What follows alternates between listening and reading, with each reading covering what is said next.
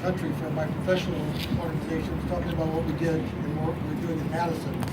People would come up to me afterwards and say, oh, our police department isn't like that at all. And I used to I'd say, well, you got to understand that you deserve the kind of police department you got. So what I'm saying is that we don't deserve this. We don't deserve what's happening. So I want to thank you for coming here today and supporting good policing. That's what it's all about. It's not anti-police. Louder. It's supporting good police. Yes, thank you.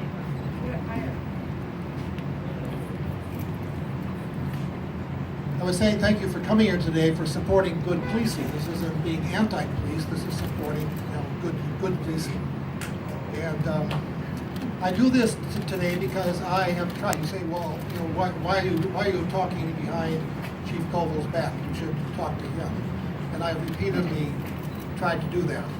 So I don't come before here with my comments, not having made an attempt to numerous times to contact Chief Koval, who doesn't want to meet with me. Secondly, community-oriented policing is exactly what it says. It is for the community. It isn't about policing setting the standards. You set the standard. That's the power of community-oriented policing. And you determine the propriety and also the legitimacy of police policies, operations, and tactics. And I also come before you today to speak as a father of two daughters of color. The reluctance of good cops to, over the years, to correct the bad behavior and criticize the bad cops who continue to disrespect people and use excessive force keeps police effectively in the dark ages. They really can't progress as long as they can't talk with one another about what's working, what works best for the community, and how do we improve that which we do.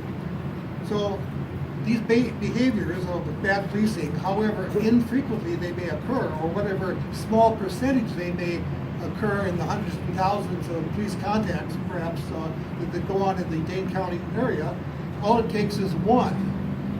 It only takes one to erode the effort of police to rebuild trust and support in their communities. It impedes their growth, it impedes their improvement, and their effectiveness.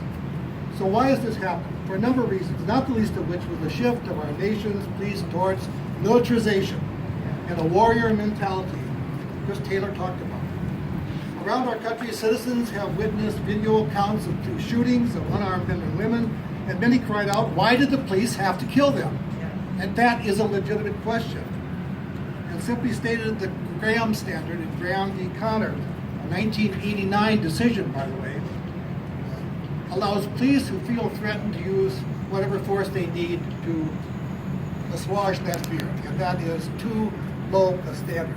And that is why that standard is being used. You see terrible police shootings, you see the district attorney having to use that standard, and you see this whole thing continue to backslide because you say that looks like it's unjust, yet our system is unable to do something about that. So I think our community has been through enough pain and grief and turmoil surrounding the shooting of Paulie Heenan and of Tony Robinson. Yes. Do we want to wait for another death, another incident, another tragedy before we demand the current deadly force standard by which police are trained is to be raised?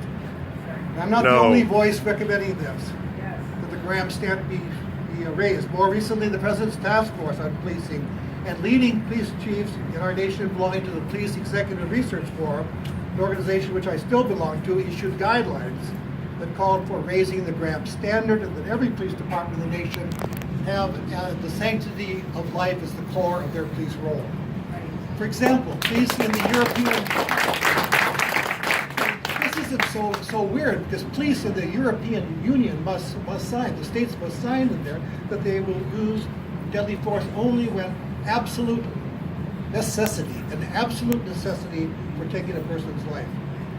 But now progressive police departments throughout the nation are beginning to do that. They realize the bar must be raised if they're going to rebuild community trust and support, because if they don't do that, it's not going to be there. And they don't have trust and support, police cannot be effective, nor can they be safe on their jobs.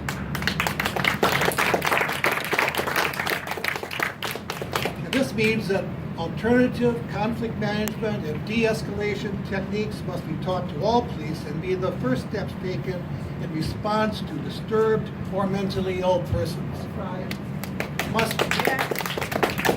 And let me say this, and let me say it strong, that unless police are willing to do this, we must demand this, and the police must comply.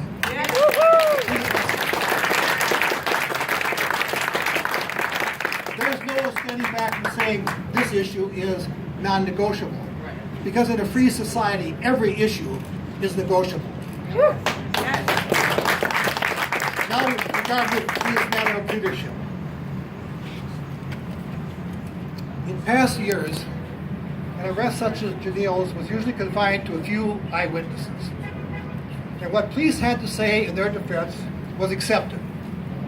And in most cases, before that day in Ferguson, and days beyond that, the community gave the police the benefit of the doubt.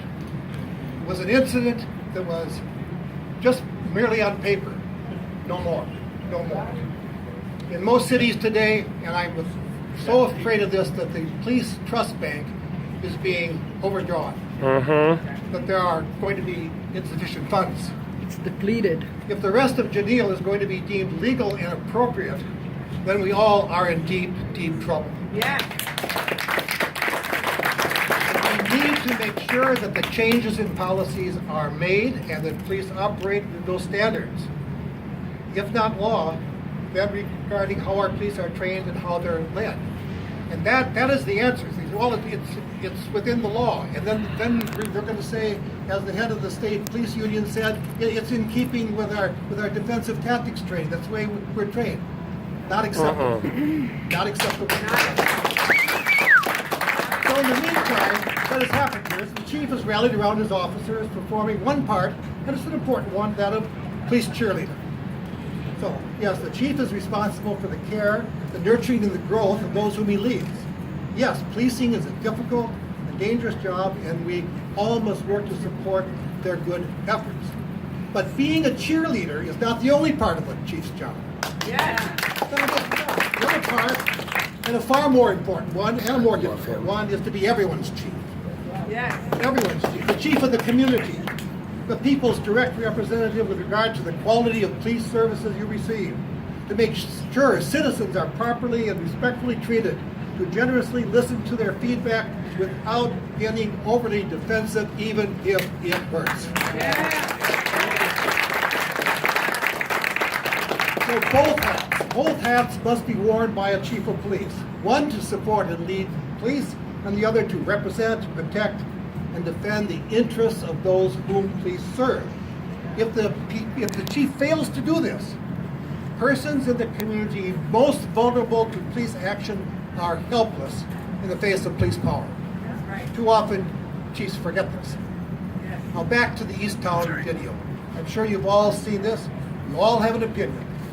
We see knee strikes, we see multiple taser applications, and a bag put over a young woman's head. Her resistance was broken down, she was finally handcuffed and subdued. These techniques may be taught with regard to what's best for police, right? This way we can protect ourselves. We'll take them down, we'll bounce them on the pavement. But what about the community? What's best for you? And what's best for those in the community who have been historically abused by the police and have a tendency to mistrust them? So without trust and support, police cannot be effective, and their work can become dangerous in neighborhoods that become uncooperative and hostile to them. So how does the arrest in question look to those in the community with whom the police are trying to build trust and support? Who should analyze the potential effects of these and other various police tactics? Should they be used against women and teenagers? What about pregnant women? Who should determine whether a potentially effective tactic is appropriate? Something deemed to be lawful, but not the right thing to do. The person who determines this is, of course, the chief. And in the face of his inaction or inability to do this, it's the mayor, the police and fire commission, and the common council that needs to step in. Yes. Now, I think it's reasonable. We're an educated, cosmopolitan city. So I think it's reasonable to expect that a police department that has historically been thought of itself as being world-class would be able to act with a minimum amount of force and be led by a chief who is bold enough to comfortably wear the two hats. Now, what could the officers have done? You heard that a lot. Well, what do they do? I mean, look at them. Well, they could have allowed time for things to settle down, Exactly. right? Just slow things down. They could have held Janelle in an office within the shopping center until she calmed down. Yes. They could have called for a supervisor, or perhaps a female officer of color, Yes. to help before they attempted to move her from the shopping center. And they also could have done this, and I know police will shirk at this and say, oh, no. They could have let her go, got a warrant, and arrested her. Right? So, Madison, we didn't need to have another police racial event, because each one is cumulative and disruptive.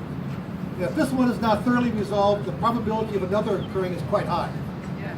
And what the chief needs to do is actively reassure the entire community, especially our sisters and brothers of color who that this will not happen again. Yes. We need to have his word and why it will not happen again. Yes. And let me say this, that it's never appropriate for the chief to be angry, sarcastic, or bullying. Yeah!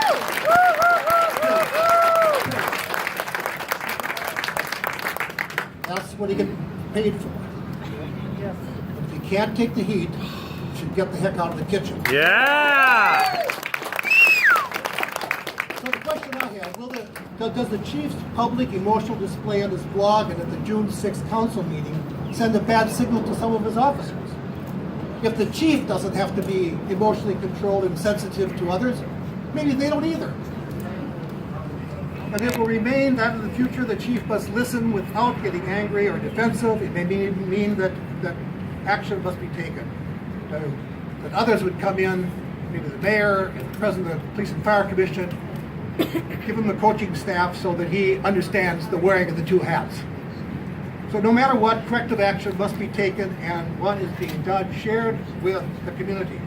And this must happen quickly. On September 16th, down at the University of Wisconsin in Platteville, we are having our second annual conference on 21st century policing. Mark your calendars. I invite you to be there. We hope it will be another opportunity, as it was last year, for police and community leaders to sit down around the table and talk to one another about what needs to happen. And that we can come together and raise the standard of policing in Madison and across Wisconsin and across the nation. So in the meantime, yes, I'm available to help in any way I can. I ask you to take a look at my blog on WordPress called Improving Police. These, unfortunately, are only a small excerpt from a much larger paper, and I thank you for listening to me, and let us press on together.